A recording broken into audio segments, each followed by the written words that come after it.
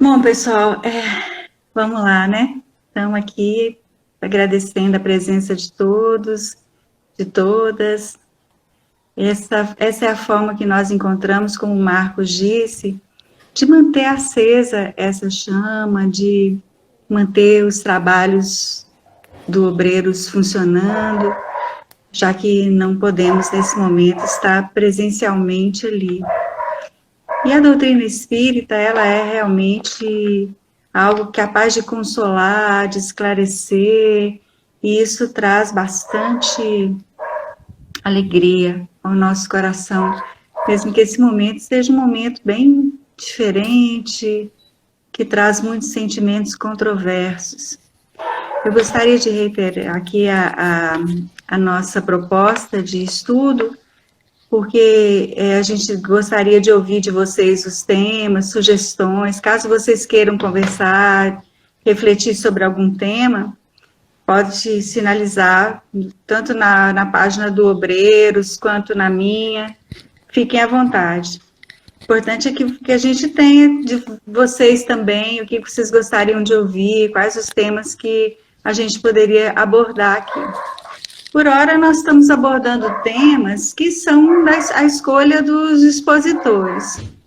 E hoje nós vamos tratar de um tema que é um tema que eu pessoalmente gosto muito. Eu gosto muito do Evangelho. A doutrina espírita, ela traz muito conforto e esclarecimento ao coração. E o Evangelho é bálsamo.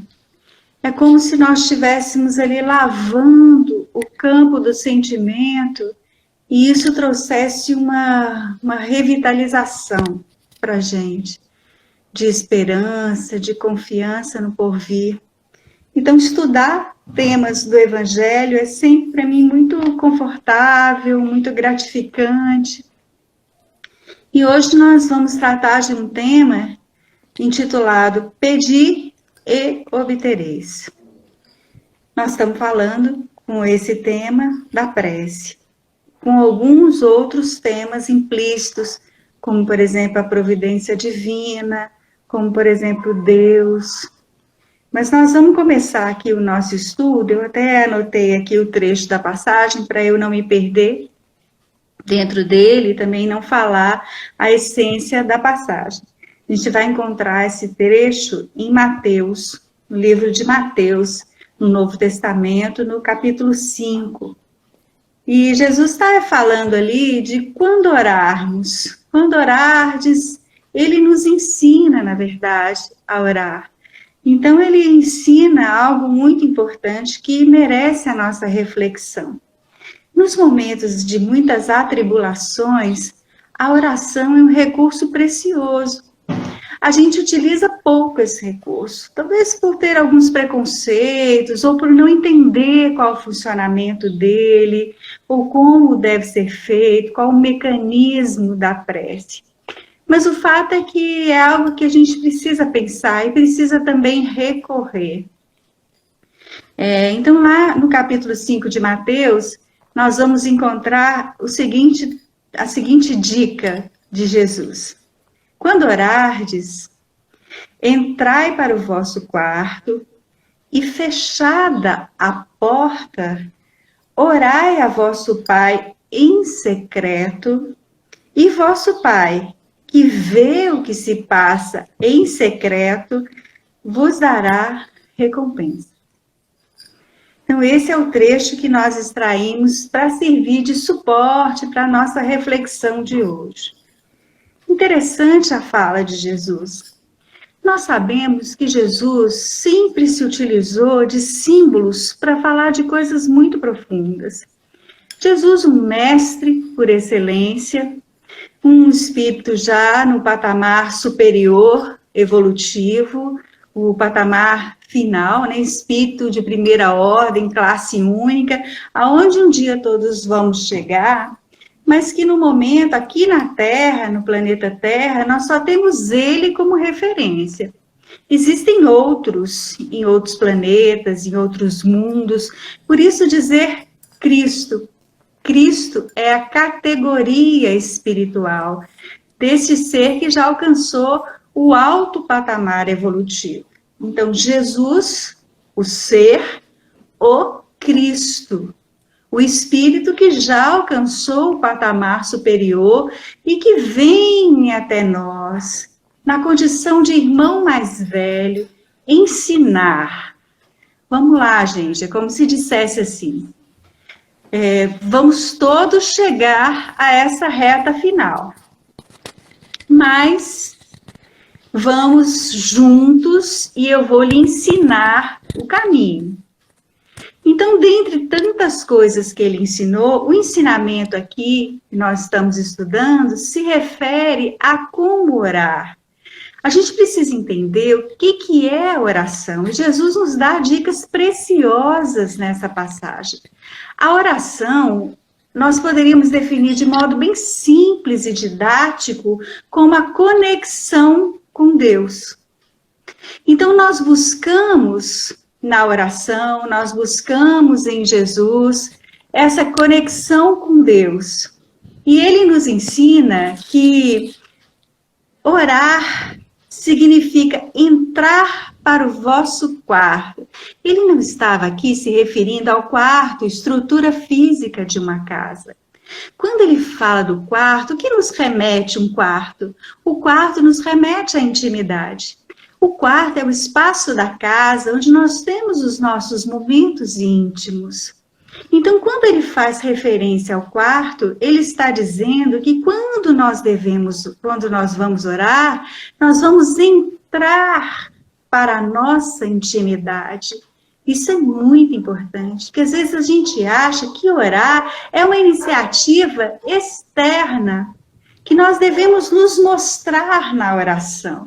Mas Jesus ensina aqui de forma bem simples, trazendo o quarto como referência, que orar é silenciar o que é externo, é se recolher. Não é isso que nós fazemos no quarto? Nós nos recolhemos no quarto.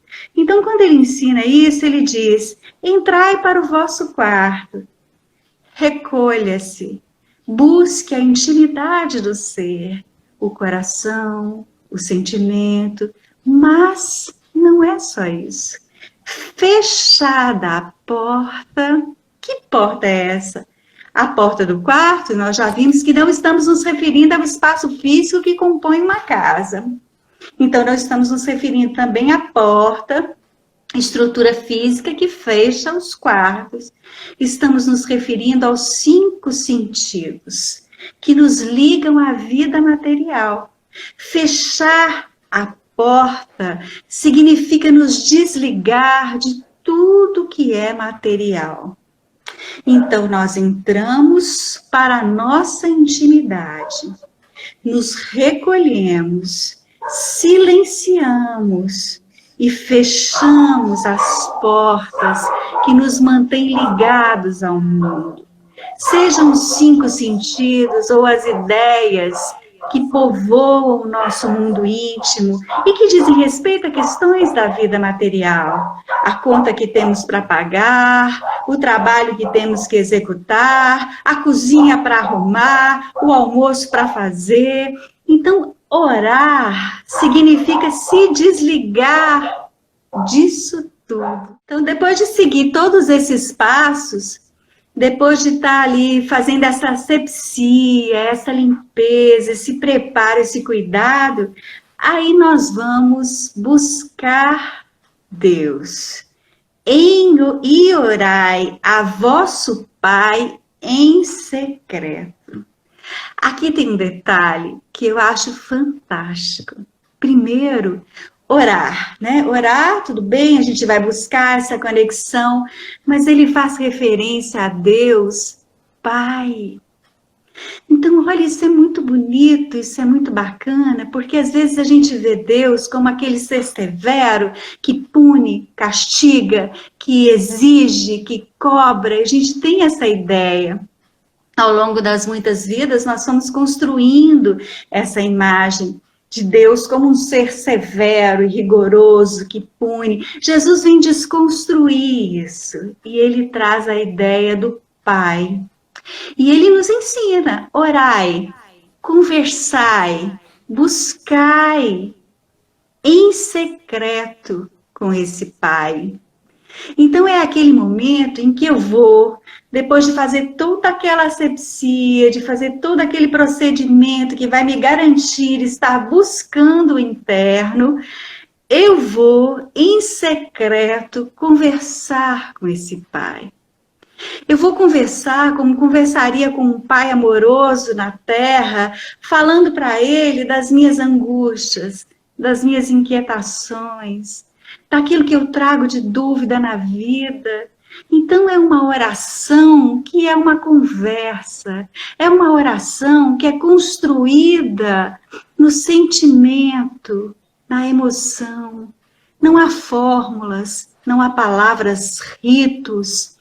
Assim, abrir o coração em secreto, falando coisas que nós não costumamos falar com ninguém, mas que vamos abrir o coração para Ele. E olha só que legal, e vosso Pai, que vê o que se passa em secreto, vos recompensará. Isso é muito bonito, isso é muito consolador, isso é muito esperançoso.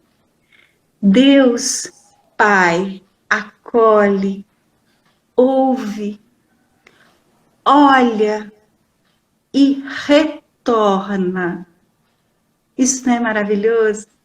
A gente não se sente confortável, consolado, esperançoso. Poxa vida, tem alguém que escuta as minhas angústias e tem alguém que retorna a ouvi-las. Mas aí vem sempre a dúvida: poxa, mas como assim? É tudo tão abstrato, eu posso até conseguir fazer isso, mas daí a ter um retorno. Que retorno é esse? Como que é essa ligação com Deus? Primeiro a gente tem que desconstruir a ideia de Deus como ser velhinho, de barba branca, que fica sentado na nuvem, controlando as marionetes que estão aqui embaixo. Deus, Pai, Ele é inteligência suprema, causa primária de tudo que existe. Tudo existe a partir dele. Ele está em tudo. Nós estamos mergulhados no amor de Deus. E para nossa orientação aqui em termos materiais, o amor de Deus tem nome aqui para a gente. E ele se chama fluido cósmico universal, que é a matéria elementar primitiva da qual são retirados todos os corpos que existem aqui. Então, nós temos o corpo físico, que tem a sua matéria retirada do fluido cósmico universal. Nós temos o perispírito, que é o corpo espiritual, que também é semimaterial, não vamos entrar nisso, não é o caso, mas que também tem o seu corpo formado, retirando a matéria deste fluido. Então, nós estamos mergulhados neste fluido. E este fluido nós podemos considerar, de forma didática, como uma analogia, como o amor de Deus em movimento. E nós estamos, então, mergulhados nele. Então, quando nós paramos e fazemos esse processo aqui, que Jesus recomenda, quando nós abolimos fórmulas, rituais, coisas externas, quando voltamos para dentro, quando buscamos Deus na nossa intimidade, abrindo o coração para Ele, e vivendo a experiência intensamente de sentir-se envolvido por Ele, nós estamos movimentando esse fluido, porque este fluido cósmico universal, ele vai ser movimentado pelo pensar, pela vontade e pelo sentir. Então, este fluido cósmico universal, ao ser movimentado, ele cria uma corrente de energia. E essa corrente de energia é que vai levar a nossa prece aonde nós a conduzirmos. Então, vamos imaginar que é da minha fé ter a devoção a algum santo, porque eu cresci na Igreja Católica. É importante abrir um parêntese, dizer que o Espiritismo, a princípio, quando lá no início, com Kardec, não era considerado uma religião. Haviam pessoas que eram de outras religiões, e não havia a proposta de se formular a escolha. Ou, olha, você tem que escolher, ou você escolhe lá, ou você escolhe cá. Não havia isso. O Kardec dizia que o princípio da espiritualização do ser era comum a todas as religiões, e que o espiritismo é ciência, filosofia com consequências morais e religiosas. Então ele poderia ser adaptado e vivenciado por pessoas de qualquer religião.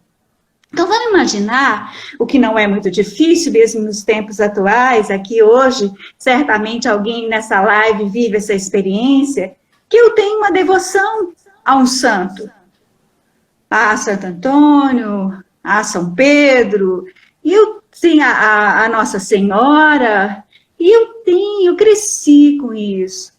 Então, na hora das minhas preces, quando eu faço esse processo todo que Jesus ensinou, a minha conversa, o meu diálogo é com este ser querido, que eu estabeleci vínculo, que eu criei um laço afetivo. Então, a minha prece, a minha oração, pela corrente energética que se forma através do pensamento e da vontade, ela vai chegar até este ser, porque este ser não é um ser ilusório, ele existe, é um espírito. E ele está em algum lugar fazendo o bem como fez aqui. Então, ela vai chegar até ele. E aí, assim como chega a Deus e a Jesus e a todos os outros, e vai ser dado retorno. Mas aí nós precisamos parar, pensar um pouquinho, e ver que retorno é esse. Então, é interessante que a gente pense o seguinte: a oração, ela pode acontecer ela pode ser de duas formas, melhor dizendo. Ela pode ser horizontal ou vertical. Eu estou movimentando as minhas forças, abrindo o meu coração, e nessa conversa eu posso me posicionar de duas maneiras.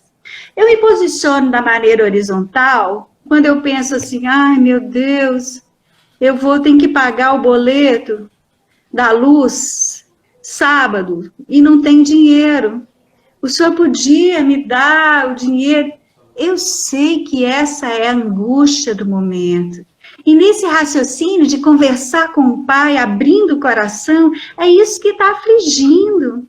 Mas a resposta, o retorno, não vai ser, olha ali, vai ver na sua caixa do correio, que chegou lá R$500 para você pagar a luz, a água, o telefone e a internet. Não é dessa maneira que o retorno vai vir. Às vezes, de forma infantilizada, a gente pensa que vai ser o retorno assim, material. Não é. Nós estamos falando de coisas espirituais. Estamos falando de entrar para o quarto, de fechar as portas, de se recolher, de se desligar de tudo que é material. Então, o retorno, ele vem de modo a fortalecer o espírito. Às vezes surgem inspiradamente, de modo inspirado, vamos arrumar uma forma de falar a palavra. Vêm algumas ideias que podem ser sugeridas por espíritos que são ligados a nós por laços de afeto e que vêm em nosso socorro. E essas ideias, elas podem ter repercussão material. Isso pode acontecer? Pode. Mas o que vem de retorno é o sentimento, o fortalecimento, as forças redobradas para que a gente possa viver a situação e olhar com tranquilidade, entendendo que na matemática divina não há desamparo. Isso é muito importante que a gente entenda, gente. Não há desamparo na matemática divina. Se a gente vive momentos de dificuldade, de dor, de aflição, nós encontramos aí a necessidade. Não é castigo, não é punição, é necessidade de aprendizado. Então a gente tem que deixar a oração, a prece horizontal e temos que buscar a vertical. Porque nós realizamos preces horizontais, não, verticais, verticais. Todas as vezes que nós nos desligamos de tudo que é material e conectamos com o que é espiritual. E o que é espiritual, meus queridos, não está aqui na vida. Não está na matéria, não está no dia a dia, nas coisas que nós conhecemos, tocamos e acessamos. Então é importante que a gente tenha essa ideia, é importante que a gente tenha essa consciência. Mais importante ainda é que a gente entenda que essa resposta não vai vir na materialização do ser superior que é Deus, ou Jesus, ou São Paulo, São Pedro, Virgem Maria, não virá na materialização deles. Estes seres que já caminharam, estão muito à frente de nós, eles vão encontrar caminhos para nos mandar essas respostas. Então, às vezes, a resposta vem num livro que chega, uma frase que eu leio, e aquilo bate e vem, poxa, essa é a resposta que eu precisava. Às vezes, vem na fala de um amigo, que vem e nos fala algo que cabe direitinho na situação que nós estamos vivendo. As respostas, elas nos chegam. Por que a gente não vê? Porque a gente não está atento. É preciso estar atento. É preciso também abrir coração, olhos, ouvidos, para enxergar além daquilo que a matéria propõe. Para que a gente possa entender que a vida é um processo de crescimento, que haverão lutas, que haverão dores. Jesus já avisava lá no Evangelho, há tanto tempo atrás, no mundo tereis tribulações, no mundo tereis aflições. Então nós não estamos no mundo, não estamos num planeta de provas e expiações, não estamos aqui à toa, fortuitamente, para nada. Estamos aqui para aprender. E esse aprendizado, às vezes, eles podem ser dolorosos. Mas a gente precisa encontrar recursos. E a oração é um recurso precioso. A oração é um recurso que vai nos ajudar a nos situar diante da dor. E é também uma forma da gente agir diante das situações. Porque muitas vezes, meu querido, minha querida, a oração, ela vai ser todo esse preparo aqui que nós vimos Jesus ensinar, mas ela vai ser também ação. Porque não dá para ficar parado esperando respostas do céu. Não é esse o ensino que Jesus nos trouxe. Não é esse o caminho que nós vamos percorrer na vida. Tanto que, se a gente observar, Jesus, no estudo do Evangelho, do texto, das palavras, ele vai trazer sempre verbos, e esses verbos, eles significam ação. Então, quanto nós temos da nossa exposição de hoje? Pedi e obtereis. Batei e a porta se vos abrirá. Dai e recebereis. Todas essas palavras, pedir, bater, dar, elas são verbos que indicam ação. Então, nós não podemos simplesmente viver uma vida contemplativa, de oração, vamos orar, eu vou entrar para o recolhimento do meu quarto íntimo e vou ali, porque a vida requer ação. movimento. Eu desfaço os nós que eu trago na minha tessitura perispiritual. Todas as vezes que eu me lanço em direção à dor do outro, todas as vezes que eu olho para o outro, todas as vezes que eu ouço o outro, que eu abro meu coração para ele e que eu tento entender, é uma pessoa diferente, mas é uma pessoa que sofre, é uma pessoa que vive momentos de angústias, assim como eu.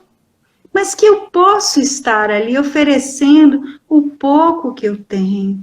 A migalha da minha ação pode ser fartura para quem recebe.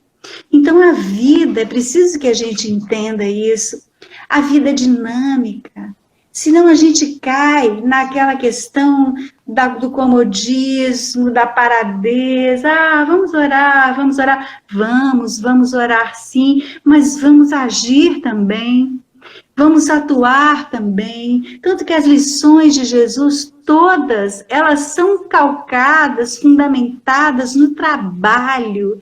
Ele falava para pessoas simples, trabalhadores, e essas pessoas simples que trabalhavam para ganhar o seu sustento, para darem conta das suas próprias vidas, da sua administração, como ele dizia e advertia que nós devemos dar conta da nossa administração, eram pessoas assim como nós, que têm seus medos, as suas dúvidas, mas que buscavam o recurso da oração no seu fortalecimento, tanta oração íntima, de entrar, se recolher, conversar, sentir, como de trabalhar. O trabalho é uma oração. Às vezes a gente fica preocupado e pensando nas palavras que vamos dizer, e a gente vê as pessoas aqui no centro fazendo orações belíssimas, e a gente pensa, puxa, mas eu não consigo falar dessa maneira. Oração, meus amigos e minhas amigas, é sentir Deus. Isso é o que nós devemos buscar, isso é o que nós devemos procurar na vida, sentir Deus, sentir que Deus não está fora, Ele está dentro, sentir que nos momentos de dúvida, de dor, Ele está nos amparando. E esse amparo nos envolve, nos aconchega, e ele nos traz o conforto e a segurança de saber que, se houver dor, se houver dificuldade, não deixa de haver amparo, não deixa de haver proteção. Então, a oração, ela tem esse sentido na nossa vida. Tem algumas coisas que seria muito bom se vocês participassem, né, perguntassem, falassem. Eu gosto sempre. Eu acho, assim, às vezes muito monótono ficar falando aqui e as pessoas só ouvindo. Parece, às vezes me dá a impressão de que está chato. Eu gosto dessa troca, mas se alguém quiser falar alguma coisa, fique à vontade. Nós estamos aqui também para um bate-papo, para tirar dúvida. Mas vamos prosseguir a nossa reflexão. Então, dentro dos tipos de prece que a gente pode fazer, que já comentamos aqui, a oração também como trabalho, como ação, a oração como recurso para tranquilizar, como sentir Deus, conversar. Agora, existe uma outra situação que a gente vê no livro do André Luiz, que é uma situação interessante, que eu acho que vale a pena a gente abrir um parêntese e contar aqui, porque ela é um tipo de prece que eles se referem lá. Ele vai colocar isso no livro No Mundo Maior. Esse livro é um livro muito legal, muito bacana, e ele vai nos trazer ali noções bem interessantes. O Choco Arte Cruz está perguntando aqui como uma oração pelo outro pode influenciar diretamente na vida deste. Ótima pergunta, Choco Arte, muito boa.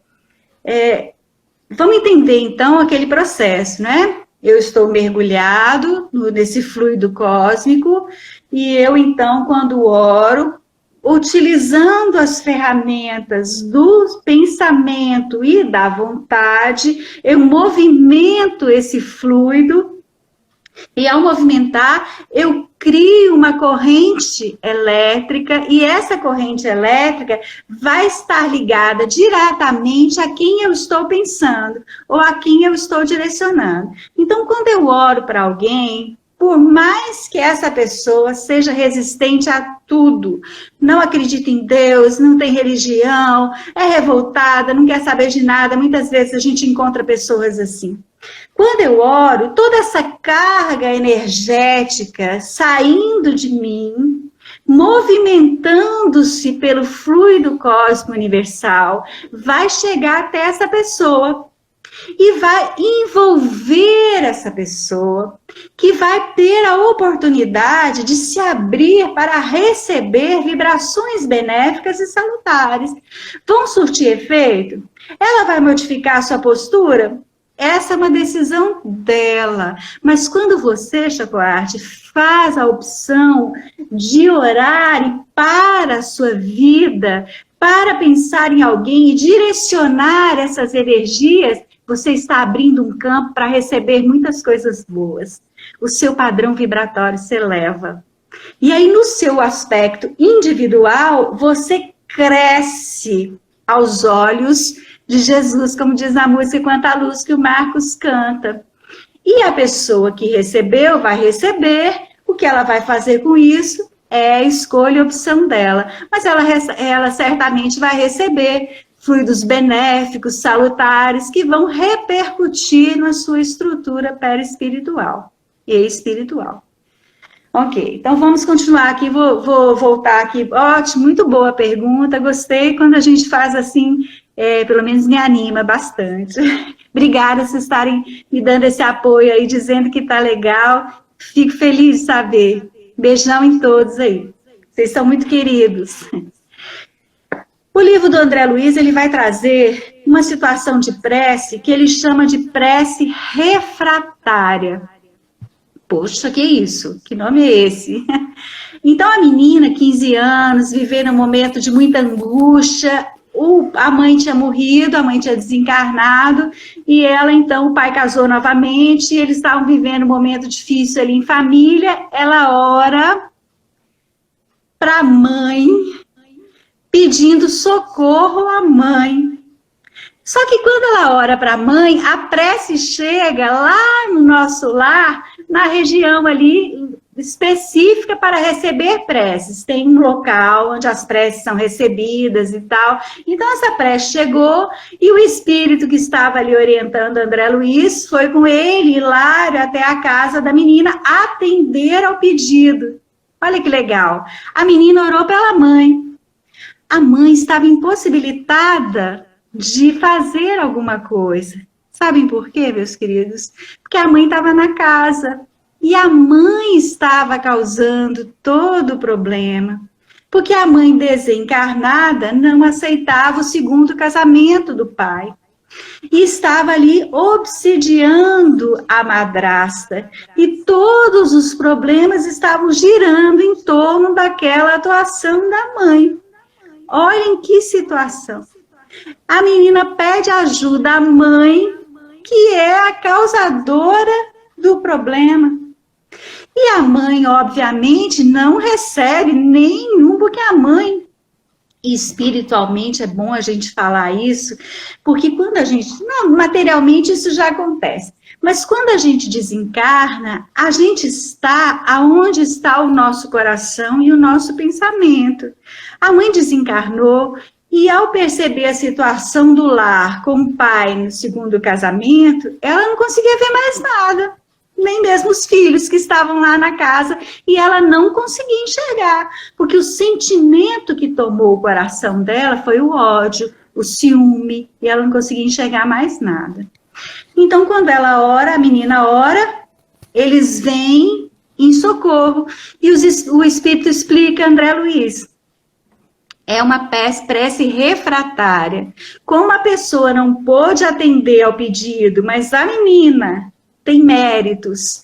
Ela é alguém que saiu daqui de nosso lar, é um espírito que tem uma série de coisas boas aí no seu currículo. Então, a prece chega até aqui e vai uma equipe até lá para desvendar esse problema. E desvenda mesmo, o livro todo se passa em torno dessa trama. É um livro muito bacana, com muitas, muitas lições. Eu recomendo a leitura. Ô Marcos, como é que tá aí, meu querido? Tá ótimo, pode continuar. Não, tem um tempo aí?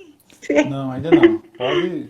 Ah, então Fique à tá vontade. bom. Daqui uns 5 ou 6 minutos eu te aviso. Ok. Então, pessoal, isso é para a gente ver que a prece que a gente faz, que às vezes a gente acha que fica assim, perdida, ou que não serve de nada. Ah, eu orei, continuou tudo do mesmo jeito, nada mudou. É que às vezes a gente não se atenta para as respostas que nos chegam. E ao não nos atentar para a resposta que nos chega, a gente não consegue mudar o padrão vibratório. Então, nós temos a possibilidade de orar aos seres que a gente se afiniza. Ah, mas então quer dizer que quando a gente ora aqui para Santo Antônio, São Pedro, São João ou Jesus, eles vêm até nós? Se eles não vêm diretamente, eles têm alguém encarregado que vem para nos ajudar, para nos auxiliar. Porque é como se fosse aqui na Terra mesmo. Às vezes uma pessoa que tem um alto cargo, ela não pode realizar aquela tarefa, mas ela tem quem ela delegue que vai realizar por ela. Os espíritos que evoluem, eles também têm que dar conta de muitas coisas, realmente, porque eles já estão numa outra esfera. Mas eles dão conta de cada um que estão ali ligados a ele. E eles fazem isso, às vezes, contando com o trabalho, com a disposição de outros espíritos que estão juntos, que estão na mesma esfera. Em termos espirituais, não existe essa individualização personalística, que diz assim, poxa, ó, aqui, ó, é só com esse, meu negócio é só com esse. Às vezes a gente tem que abrir esse precedente, entender. É verdade, isso mesmo, Wagner. Deu tempo, tem a questão do tempo. O espírito desencarnado pode tentar ajudar a acabar? Ah, ótimo! Ian? Pode sim. Pode. Às vezes, o espírito desencarnou e ainda está num processo de perturbação. Aí a gente tem que entrar num outro aspecto da questão que é importante, Ian, que a gente olhe e veja. O desencarne, ele vai ser consequência do tipo de vida que nós temos. Tá certo, Lan, achei que era. Desculpe o erro. Ele vai ter no plano espiritual, após o desencarne, aquilo que ele semeou e plantou aqui encarnado. Então, se é uma pessoa que buscou a espiritualização, se é uma pessoa que buscou a vida de forma mais elevada, com consciência mais expandida, essa pessoa, ela vai desencarnar e vai ser mais suave essa transição. Quando a pessoa não buscou esse lado da vida, o que vai acontecer? Ela vai continuar desencarnada, muito ligada às coisas materiais, ela vai continuar ali vivendo as experiências materiais e um pouco perturbada. Então, quando às vezes acontece, o que acontece? A gente passa por algum problema, meu pai, o pai desencarnou há pouco tempo.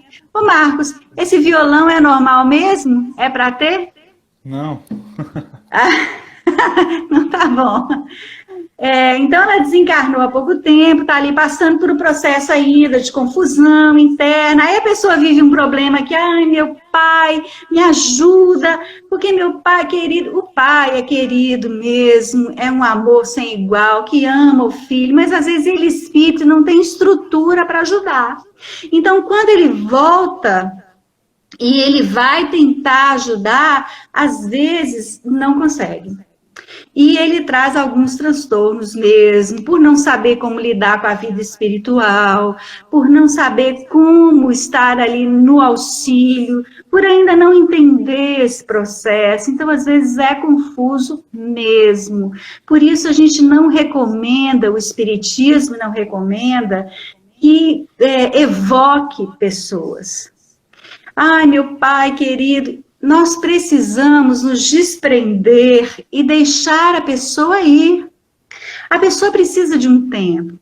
Quando a gente vê nosso lar, ele ficou bastante tempo para ir para nosso lar, apesar do tempo, como Wagner falou, em termos de espírito ser diferente mesmo, mas ele ficou um tempo e depois ainda ficou mais tempo para poder retornar à casa dele. E quando ele retornou, foi desastroso. Ele precisou pedir ajuda, porque ele não deu conta de lidar com o que estava acontecendo ali na casa dele. A mulher tinha se casado com outro homem, ele não conseguia lidar por não ter nenhuma foto, praticamente nenhuma foto dele na casa, se considerava esquecido. Então, tudo isso são emoções que são comuns aos seres humanos, porque, como diz o nome, nós somos humanos, imperfeitos, cheios de coisas a se resolver.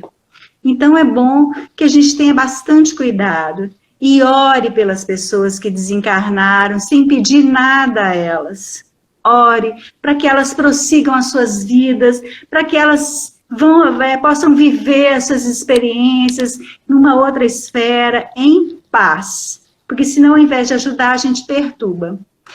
Além da evocação, tem a situação dos objetos pessoais do desencarnado.